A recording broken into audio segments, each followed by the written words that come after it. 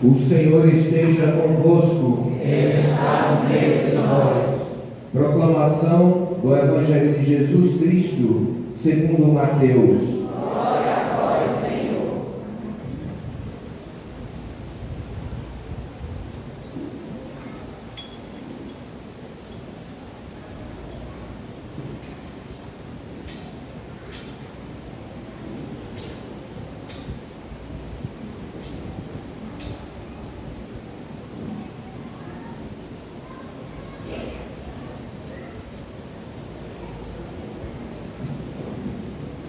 Naquele tempo, quando Jesus chegou à outra margem do lago, na região dos Gadarenos, vieram ao seu encontro 2 homens possuídos pelo demônio, saindo dos túmulos. Eram tão violentos que ninguém podia passar por aquele caminho. Eles então gritaram: "O que tens a ver conosco, Filho de Deus? Tu vieste aqui para nos atormentar antes de tempo?" Ora, a certa distância deles, estava pastando uma grande manada de porcos. Os demônios suplicavam-lhe: "Se nos expulsas, manda-nos para a manada de porcos." Jesus disse: "Ide." Os demônios saíram e foram para os porcos. E logo toda a manada atirou-se monte abaixo, para dentro do mar, afogando-se nas águas. Os homens que guardavam os porcos fugiram e, indo até a cidade, contaram tudo, inclusive o caso dos possuídos pelo demônio. Então, a cidade toda saiu ao encontro de Jesus. Quando o viram, pediram-lhe que se retirasse da região deles. Palavra da salvação. Glória a vós, Senhor.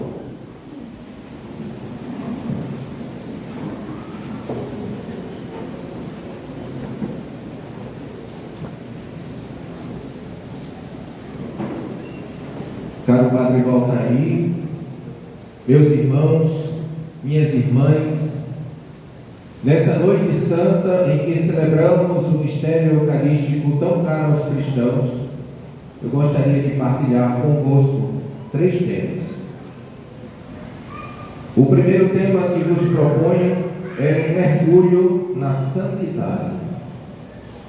Seria mesmo sem sentido nós celebrarmos a festa do nosso santo padroeiro sem termos em cada um de nós o desejo de também sermos santos. Santos ao pé da porta, é como chama o Papa Francisco. O Espírito Santo derrama a santidade por toda a parte, no santo povo fiel de Deus, porque aprove a Deus salvar e santificar os homens, não individualmente, excluída qualquer ligação entre eles, mas constituindo-os um povo que o conhece na verdade e o serve santamente. O Papa ainda nos diz, as palavras dele são estas: gosto de ver a santidade no povo paciente de Deus. Paciente. Nos pais que criam os seus filhos com tanto amor, nos homens e mulheres que trabalham a fim de trazer o pão para casa, também nos doentes, nas consagradas idosas que continuam a sorrir. Nesta constância de continuar a caminhar dia após dia, diz o Papa, vejo a santidade da igreja militante.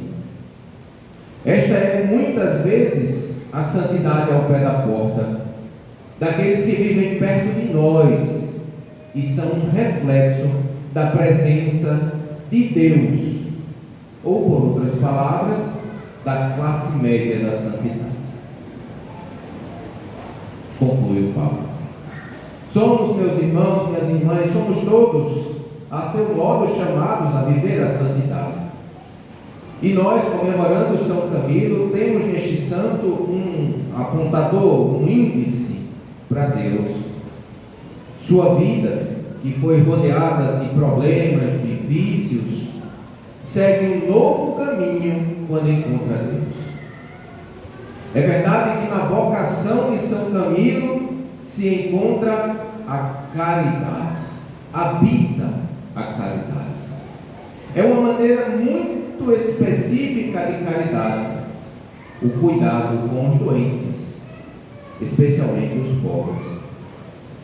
Tendo ele mesmo, São Camilo, vivido o drama da doença incurável, da exclusão, do não acolhimento, foi chamado por Deus, vocacionado por Deus para prestar um serviço aos homens, de tal maneira grandioso que sentia mesmo o prazer de servir a Deus na pessoa de cada enfermo. Este exemplo nós somos também chamados a imitar, o cuidado com o ser humano. Esse cuidado está acima de tudo nas nossas atitudes de inclusão. Guardem bem esta palavra, inclusão. Inclusão. A igreja do século XXI é a igreja da inclusão, que recebe o pecador, que acolhe o pecador, para poder tocá-lo e transformá-lo. Somos a igreja da inclusão. E é com esta palavra que eu toco, inicio o nosso segundo ponto de reflexão esta noite. Trata-se do Evangelho, o trecho do Evangelho que nós acabamos de ouvir. É um trecho muito rico, riquíssimo. Nele, nós encontramos um episódio que merece mesmo um mergulho e que nos põe em uma perspectiva de atitude diante do mundo de hoje. Gadara era uma das cidades da Decápole grega, ou seja, tinha uma cultura helenística, mas era um território predominantemente semita, onde viviam os judeus também. Lá os gregos, eles faziam cultos imorais e usavam os porcos como animais sagrados. Isso contrasta exatamente com a cultura judaica, que tinha uma proibição de comer carne de porco. Levítico 11. Proibido comer carne de porco, porque o porco era considerado um animal impuro. Não porco pelo porco, mas porque ele era usado nestes sacrifícios impuros. E por isso o povo de Deus era proibido de comer de sua carne. Dentro desse contexto, 2 homens saíram dos túmulos. Por que dos túmulos? Os túmulos porque aquela cidade vivia cheia de conflitos. De vez em quando era devastada por algum conflito. Então, o autor bíblico usou esta metáfora, saíram dos túmulos. E eles eram agressivos, estavam endemoniados, agressivos. Mas tem algo maravilhoso no texto. A presença de Jesus os freia, os faz parar, os paralisa. E eles perguntam: o que tens a ver conosco, Filho de Deus? Tu vieste aqui para nos atormentar antes do tempo? É a presença do bem que não deixa espaço para o mal. Essa é uma das grandes lições deste texto. Às vezes nós ficamos com medo de tocar o mal para não nos contaminarmos. Mas o sangue de Jesus tem poder. Ele pode mais. E quando tocamos alguém com alguma dificuldade, não somos nós que ficamos contaminados, mas é o outro que fica curado. Porque Deus é mais forte, Deus é mais. As forças do mal não se comparam com as forças de Deus. O mal só se afasta de nós se o bem dominar todos os nossos espaços. É exatamente assim que acontece com o nosso coração.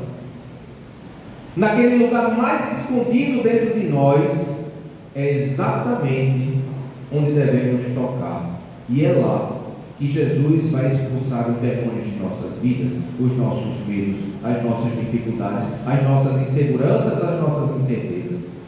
É neste lugar que esta noite o Senhor quer tocar. E estes demônios vão para os porcos.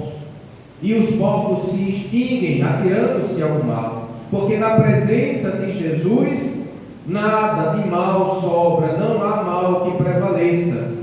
O mal se acaba. Jesus expulsa e derrota o mal de nossas vidas.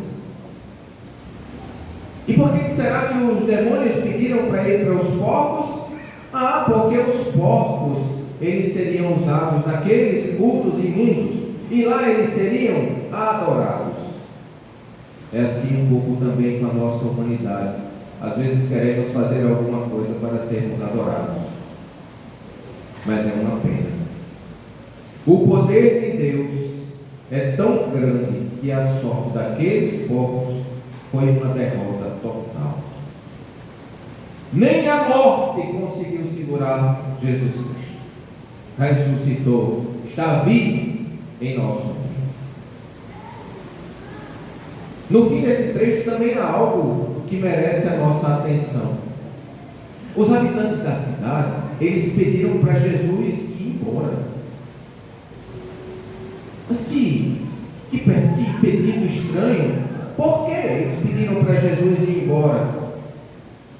Porque os porcos eram vendidos para os rituais. Então, meus irmãos, minhas irmãs, o poder econômico ofuscou a liberdade dos 2 homens. Eles que se libertaram do demônio não tiveram tanto valor quanto os porcos, porque não eram vendidos.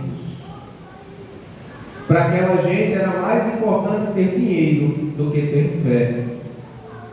E isso também entra em nossas vidas como uma pergunta: qual lugar estamos dando para a nossa fé? Esse lugar é antes ou é depois do dinheiro? Meus irmãos, quantos de nós gastam horrores com festas? Mas vou brincar aqui com vocês, não compram nem um salgado na festa de São Camilo. É uma brincadeira. Mas o objetivo de Jesus, nas suas curas, nos seus livramentos, é sempre uma inclusão. Aqueles homens libertos do demônio poderiam voltar ao convívio com os seus compatriotas, estavam livres, não faziam mal. As pessoas poderiam agora se aproximar deles. E o nosso último ponto, meus irmãos e minhas irmãs. Hoje nós estamos recebendo, portanto, incluindo, olha a palavra inclusão novamente, no nosso grupo de ministros extraordinários da Sagrada Comunhão, mais 16 servos e servas. Estão aqui na frente. Obrigado pelo sim de cada um de vocês. Obrigado por estarem hoje aqui disponíveis e por engrossarem as fileiras dos cristãos que servem a Jesus Cristo com Jesus Cristo no coração.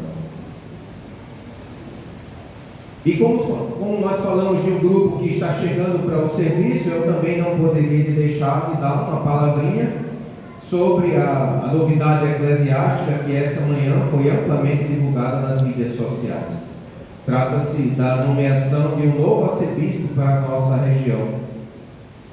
Meus irmãos, minhas irmãs, o bispo é, antes de tudo, um sinal realizador da comunhão em uma diocese.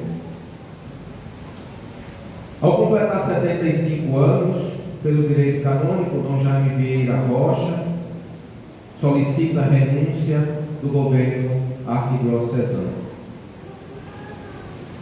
Aguardávamos até então, já faz um ano e pouco, na esperança e na oração, a decisão do Santo Padre sobre a sucessão apostólica aqui em nossas terras. E hoje, com a publicação da nomeação, fomos presenteados com um novo pastor, Dom João Santos Cardoso. E assim a gente vai se acostumando com o nome, Dom João Santos Cardoso. O primeiro nome é bem facinho. João é o nome do precursor. É fácil, né? Daquele que aponta o Senhor. Santos, estamos num momento bom de lembrar dos santos, né? São Camilo, Santos, o segundo nome dele. E Cardoso, Cardoso vem de carne, o coração. Então, homem do coração. Que essas palavras, que fazem parte do nome do nosso novo arcebispo, possam ser realidade na sua vida. Rezemos desde já para o nosso novo pastor, para que ele seja um índice, um apontador para Jesus. A sua posse está agendada para o dia 29 de setembro. Até lá, Dom Jaime permanece administrador apostólico e, portanto, sinal da unidade na diocese, o que nos faz mencionar seu nome na oração eucarística, como de costume. Por merecimento de Deus, encerramos um governo no tempo do inverno. Estamos no inverno. Mas iniciaremos um novo governo no tempo da primavera. É uma nova primavera que está por vir para a igreja em Natal. Uma nova primavera. E todos nós continuaremos a florescer com o nosso novo pastor. Louvado seja nosso Senhor Jesus Cristo.